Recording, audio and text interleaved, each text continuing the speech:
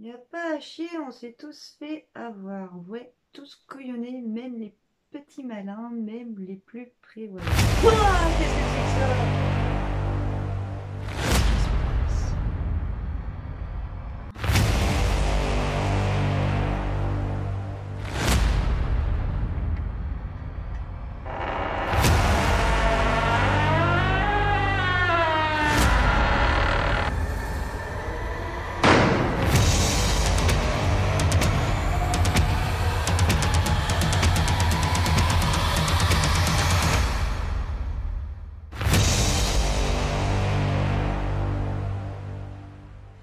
Bonjour et bienvenue dans cet espace destiné à contribuer à la libération de la parole et à élargir nos champs de connaissances sur différents sujets.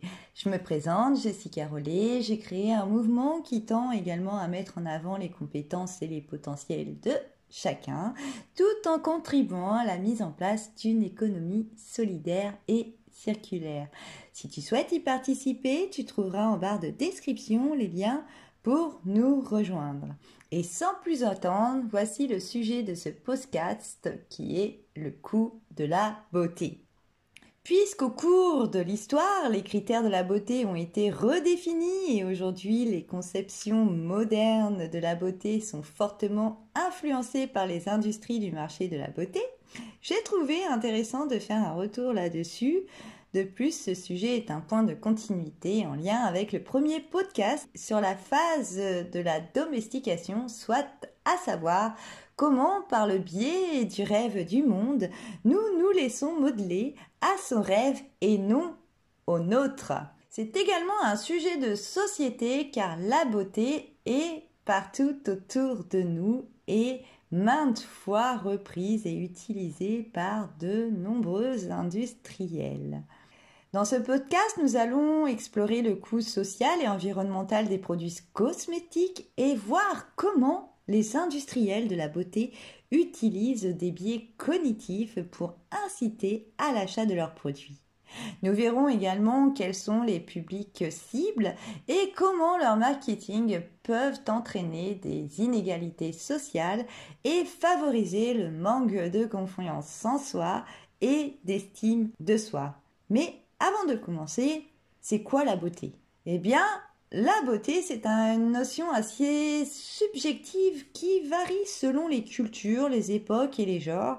C'est aussi une qualité ou une caractéristique qui peut être considérée comme esthétique, agréable et attirante par un individu ou un groupe de personnes. La beauté peut être à la fois physique, spirituelle, émotionnelle ou intellectuelle, et les conceptions modernes de la beauté sont largement influencées par les industries du marché de la beauté et les critères qu'elles promeuvent. Les industries du marché de la beauté favorisent ces critères standardisés et font de la beauté une marchandise.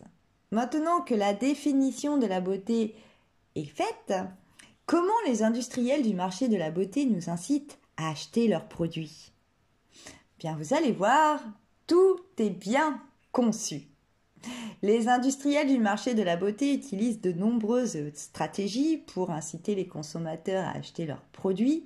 Ils peuvent par exemple recourir à l'utilisation de publicités ciblées, à la promotion de produits dans les points de vente, à des offres promotionnelles ou encore à l'utilisation de médias sociaux pour promouvoir leurs produits. De nos jours, on a vu de nouvelles célébrités voir le jour et ce sont les influenceurs qui disposent d'une grande influence et d'une grande notoriété sur les réseaux sociaux. Les industriels peuvent ainsi se servir de ces influenceurs pour nous vendre leurs produits en leur demandant de partager des contenus promotionnels sur leur réseau, de leur offrir des produits à tester et à promouvoir ou encore de participer à des campagnes promotionnelles. Enfin, les industriels du marché de la beauté peuvent également se servir de nos biais cognitifs pour nous inciter à acheter leurs produits. Les biais cognitifs, eux, se réfèrent à la pensée ou des croyances erronées qui peuvent nous amener à prendre des décisions irréfléchies et à acheter des produits qui ne sont pas nécessaires. Les industriels peuvent exploiter ces biais en utilisant des tactiques telles que la promotion des produits à la télévision, les publicités ciblées ou encore ces offres promotionnelles. Ce qui m'amène à vous expliquer ce qu'est un biais cognitif et quels sont ceux qui sont le plus utilisés dans le secteur de la beauté pour nous inciter à acheter leurs produits. Eh bien, un biais cognitif, c'est une distorsion dans la pensée qui produit une interprétation ou une conclusion erronée. Ils peuvent être conscients ou inconscients et peuvent influencer nos décisions, nos jugements et nos actions. Ces biais cognitifs sont généralement le résultat de mécanismes de pensée de base qui sont programmés dans notre cerveau et qui sont à l'origine de beaucoup de préjugés et de stéréotypes. À savoir que dans des secteurs comme les sciences cognitives, le marketing, la publicité ou les designs d'expérience d'utilisateur, la connaissance des biais cognitifs amène à comprendre et à prévoir les comportements des individus, utilisateurs ou consommateurs. Il y a plus de 250 biais cognitifs référencés, généralement classés en 6 catégories. Soit les biais sensorimoteurs, les biais attentionnels ou biais d'attention, les biais mnésiques, les biais de jugement, les biais de raisonnement, les biais liés à la personnalité. Et si le sujet t'intéresse, tu trouveras sur Internet de nombreux sites qui parlent de ceci. Et donc, je t'invite à élargir ton champ de connaissances. En attendant, moi, je vais continuer sur les biais cognitifs, ceux qui sont les plus couramment utilisés par les fabricants de ces produits de beauté afin de les promouvoir et aussi tout la mécanique marketing derrière. Et donc, il y a le biais de l'ancrage en proposant des réductions et des offres spéciales qui peuvent inciter les consommateurs à acheter leurs produits. Par exemple, une marque peut émettre une offre promotionnelle selon laquelle les clients recevront une réduction de 20% sur tous les produits de la marque s'ils achètent une certaine quantité de produits. Ce type d'offre incite donc les consommateurs à acheter plus de produits qu'ils ne l'auraient fait sans cette offre.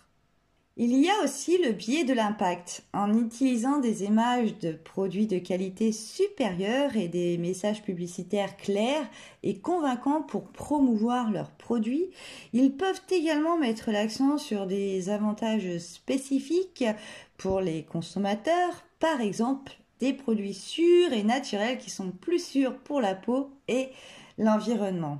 Il y a aussi le biais de l'optimisme qui met l'accent sur des résultats positifs. Par exemple, une marque peut promouvoir un produit de soin de la peau en mettant en avant le fait que le produit aide à améliorer l'apparence et le teint de la peau. Ensuite, il y a le biais de l'identification de l'aversion qui met l'accent sur des résultats négatifs que les consommateurs peuvent éviter en utilisant leurs produits. Par exemple, les rides et les ridules, les taches de vieillesse ou des cernes sous les yeux. Ensuite, il y a aussi le biais de l'espérance en mettant l'accent sur des résultats escomptés que leurs produits peuvent offrir aux consommateurs. Par exemple, des effets anti-âge, une peau lisse et hydratée ou une peau plus éclatante. Vous avez aussi le biais de l'amélioration en mettant l'accent sur les résultats améliorés que les produits peuvent offrir, par exemple une peau plus saine et plus jeune, ce qui amène à une plus grande confiance en soi. Et pour en citer un petit dernier, il y a aussi le biais de l'illusion, de la précision, qui lui va mettre l'accent sur des résultats précis et rapides, par exemple des produits qui promettent des résultats visibles en quelques jours ou des produits qui promettent des résultats précis et mesurables. En créant ce podcast, je me suis demandé, mais alors, pourquoi le marché de la beauté est si rentable? Comment ils arrivent à nous avoir? Eh bien, parce qu'il est très lucratif. Les produits cosmétiques sont très populaires et en demande, et nous, consommateurs, sommes prêts à dépenser des sommes importantes pour acheter des produits qu'ils souhaitent. Les produits cosmétiques sont aussi très populaires auprès des consommateurs qui veulent se conformer aux normes sociales. Et en plus, les industriels de la beauté ciblent des publics spécifiques tels que les femmes, les jeunes et les personnes à revenus élevés et utilisent des stratégies de marketing pour les inciter à acheter leurs produits. Ces stratégies que l'on connaît présentement vu que ça a été abordé précédemment. En plus, ces dernières années, il y a eu une nouvelle niche pour ces industriels, les hommes. Ce qui m'amène à poser une autre question, c'est les différences de marge qui sont établies sur les produits de beauté féminins et masculins. En moyenne, les produits de beauté féminins et masculins sont généralement vendus avec des marges bénéficiaires allant de 40 à 60%. Cependant, la marge bénéficiaire exacte peut varier en fonction du produit et du fournisseur. Du coup, la marge bénéficiaire moyenne pour les produits de beauté féminins est généralement légèrement supérieure à celle des produits de beauté masculins.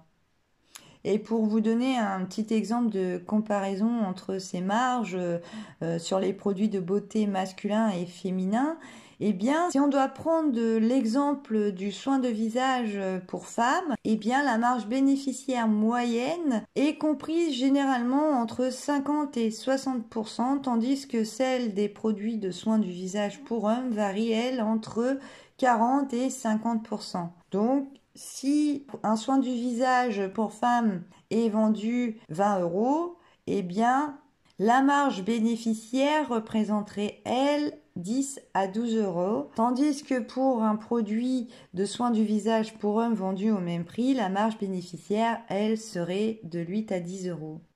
Et à votre avis, est-ce que la beauté peut-elle créer des inégalités sociales et favoriser un manque de confiance en soi et d'estime de soi? Eh bien oui, les produits cosmétiques peuvent créer des inégalités sociales et favoriser ce manque de confiance et d'estime de soi. Car les campagnes marketing des industriels de la beauté promeuvent des critères de beauté standardisés qui sont souvent irréalistes et discriminatoires. En plus, l'utilisation de produits cosmétiques peut entraîner une dépendance et une obsession pour leur utilisation, ce qui entraîne une augmentation du manque de confiance et d'estime de soi.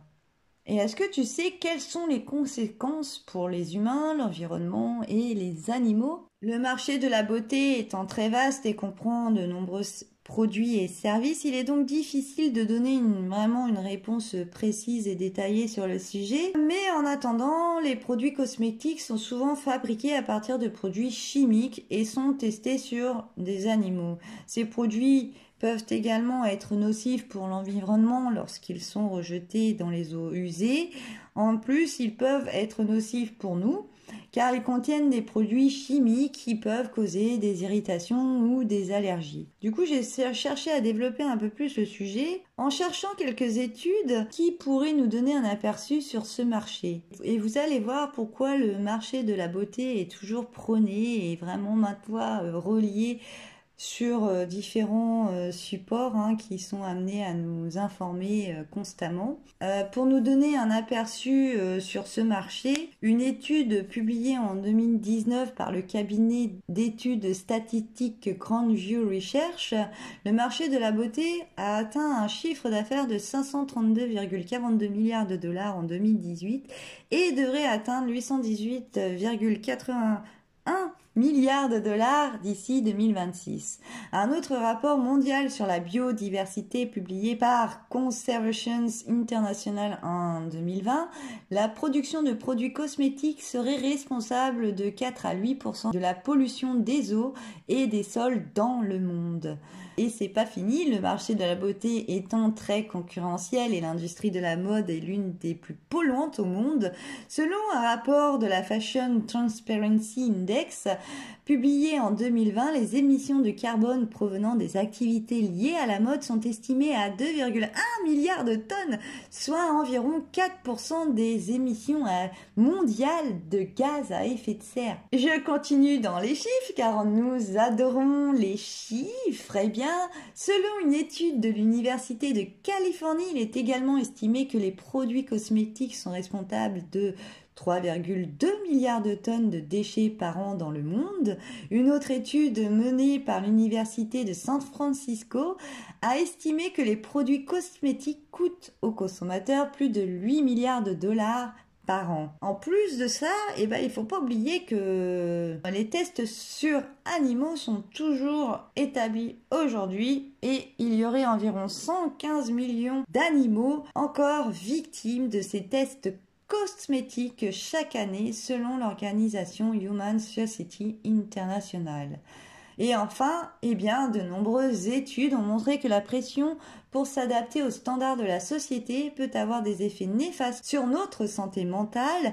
Et selon le rapport de l'Organisation mondiale de la santé publié en 2019, environ 264 millions de personnes souffrent de troubles psychologiques et des millions d'autres vivent avec des troubles anxieux ou dépressifs dus à cette pression constante de l'image ou de l'apparence. Et avant de conclure, car j'en arrive déjà à la fin de cette petite analyse, voici 10 points de prévention à appliquer en matière de beauté pour freiner les tendances médiatisées par les pressions sociales et les comportements adaptés pour favoriser un développement sain de la confiance en soi et de l'estime de soi, car il est temps de contribuer à la lutte contre toute forme d'inégalité sociale et de discrimination. Et il est vrai que cela passe par notre avenir, c'est-à-dire nos jeunes. Allez, c'est parti. Premier point, encourager les jeunes à adopter une attitude positive envers leur apparence et à reconnaître que la beauté est plus qu'un look. Ensuite, deuxième point, discuter des messages véhiculés par les médias et les publicités et expliquer comment les médias peuvent parfois fausser la perception de la beauté. Troisième point, montrer aux jeunes des exemples de personnes qui réussissent et sont heureuses sans être forcément belles selon les standards de la société. Quatrième point, expliquer aux jeunes que la beauté ne se définit pas par des critères physiques et psychologiques et qu'il y a plusieurs façons de s'accepter soi-même. Cinquième point, discuter avec les jeunes des différentes façons de prendre soin de soi et de s'aimer et encourager-les à trouver leur propre beauté. Sixième point, expliquer aux jeunes que la beauté est liée à l'apparence, mais qu'elle ne définit pas qui on est et qu'ils devraient se concentrer sur leurs traits uniques. Septième point, aider les jeunes à développer leur confiance en soi et à accepter leurs différences. Huitième point, mettre l'accent sur le fait que leurs valeurs ne proviennent pas de leur apparence, mais de leur talent et de leur personnalité. Neuvième point, discuter avec les jeunes des effets négatifs de la pression de la société pour se conformer aux standards de beauté. Et dixième point, expliquer aux jeunes que leur vraie beauté est intérieure et qu'ils devraient s'aimer pour qui ils sont.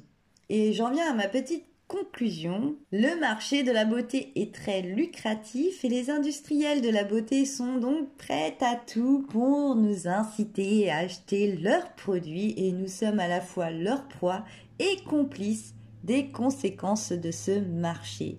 Avec ces informations, tu sais maintenant comment les industriels de la beauté utilisent tes biais cognitifs et quelles sont leurs stratégies marketing pour cibler et promouvoir leurs produits. Et tu peux reprendre à présent ton pouvoir naturel et choisir si tu contribues à l'impact que ce marché représente ou lutter contre celui-ci en choisissant des produits qui respectent à la fois l'environnement, les animaux et toi-même. Si tu veux mon humble avis sur le sujet, aujourd'hui nous avons des filtres qui peuvent à la fois risquer de développer un trouble d'identité, mais en attendant, en prenant de l'autre côté, nous pouvons faire ces fameuses économies et nous n'avons plus besoin de nous maquiller. Et ça me fait penser un peu à ces films de fiction que j'ai pu avoir pendant l'enfance, où là justement le téléphone reproduit ceci. Il y a différents camps chez les femmes, celles qui assument de plus en plus leur naturel. Et certaines femmes abattent ces dictats pour inciter d'autres femmes à se libérer de cette pression d'image à suivre. Il y a aussi les femmes qui laissent pousser leurs poils et les revendiquent. Bon, bien sûr, il y aura toujours deux camps. À chaque camp va donner son argument. En attendant, chacun va à son rythme dans l'épilation. Après tout, un poil de base, c'est utile. Et j'en viens aussi à cette abolition du soutif où personnellement, c'est un vrai bonheur de plus en porter car je ne me sens plus du tout compressée. Et d'ailleurs, c'est bien entendu à cause des hommes qu'on porte plus cela car beaucoup peuvent bloquer sur un malheureux téton qui pointe et assimilent cela souvent à de l'excitation, mais en vrai, un tété pointe quand il a choisi de pointer. Et bien voilà, j'en ai terminé.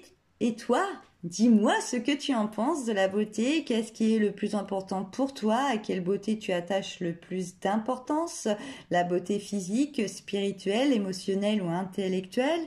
Est-ce que toi-même tu penses faire partie des personnes qui subissent cette pression sociétale? Ou peut-être que tu as développé des troubles comme un manque de confiance en toi ou d'estime car suivre ces modèles de beauté t'impose trop de pression. Dis-moi en commentaire ce que tu en penses et si tu souhaites témoigner également sur le sujet, eh bien je t'invite à me contacter par voie mail. Tu trouveras tous les moyens pour le faire dans la barre de description. Et il me reste plus qu'à vous dire merci pour cette écoute. Bien évidemment, tu connais la chanson, le petit j'aime, l'abonnement. Et n'oublie pas, il est important de s'aimer et de s'accepter tel que l'on est sans se soucier des conventions sociales et des stéréotypes. La beauté vient de l'intérieur et c'est ce qui rend chaque personne unique et spéciale. Je t'embrasse bien fort et je te dis à très vite pour un prochain podcast. Bye bye!